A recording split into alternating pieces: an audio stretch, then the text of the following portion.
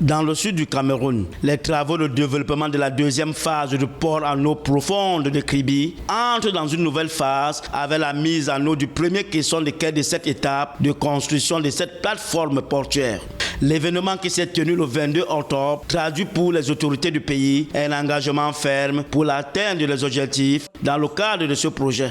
Vous aurez certainement constaté, le gouvernement de la République a l'ambition de faire de ce port autonome de Kribi, une plateforme de référence en matière de transport et de logistique maritime.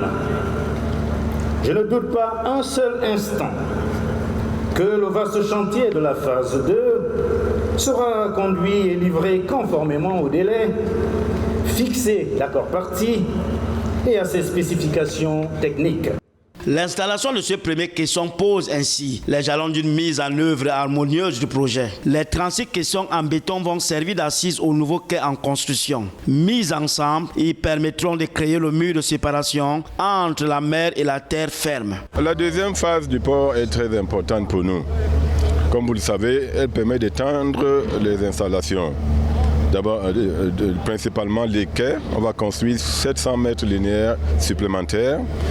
On aura 30 hectares supplémentaires aussi d'espace et beaucoup d'équipements, de portiques de quais. Ce quai comprendra une zone pour contenir 70 000 tonnes et un autre de 100 000 tonnes pour un total linéaire de quai de 715 mètres. Un caisson pèse environ 600 tonnes pour une longueur de 20 mètres, 14 mètres de largeur et 18 mètres de hauteur.